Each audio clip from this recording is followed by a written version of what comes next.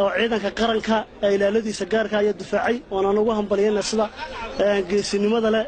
farkii arxan darada lahaa ay iskaga waabiyeen waxaan leeyahay jiro oo jooga ciidanka qaranka difaaca u hayay waxaan leeyahay dableydii soo weerartay geesanaysa falkaas amni darada ah ee qaranka lidku ah 1990 markii dawladda Soomaaliland la aasaasay wasiiradii bariga cid walba qoriga wadanaysay wasiir looma dhawaaneen waaba maanta 25 jir iyo 27 jir qaranku ka soo wareegay oo maanta wasiir gurigiisa jooga oo wax dhiba aan geysan lagu rasaasayayna waxay sharaf xumo ku tahay oo shaambad ku tahay ciidanka booliska iyo cid kasto amniga ka shaqeysa laamaha amniga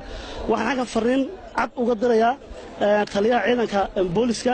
General Fadan waxaan leeyahay hawshaasi habeenkii dhow dhacday adiga ay dushaada saaran tahay sida ugu dhaqsaha badan leh go'aan degdega oo muuqda waa inaad ka soo saartaa wax dhib oo maanta halka ka dhacday ma jirto wax nasiib darro ah ilaa maanta arrinka ay xukuumadda jirtaa ayna waxa liya wax hadal oo ay ka soo saartay ayna jirin falka cid loo hayaana ayna jirin cid ka dambaysana aan ilaa imika la garanayn waa nasiib darro waxa weeyaan sida xildhibaanka horeba sheegay xilligii daydaygii kamay dhicin Soomaaliland in wasiir la rasaaseeyo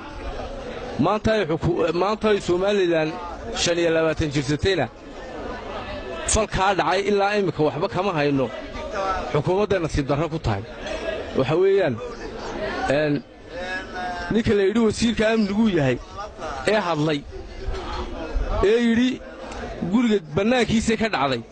annagu waxaan u haysanaa inuu ninkaas ka dambeeyay waayo gidaarka ay xabaddu ku dhacday baa la arkayaa oo bannaankay ka dhacday uu yidhi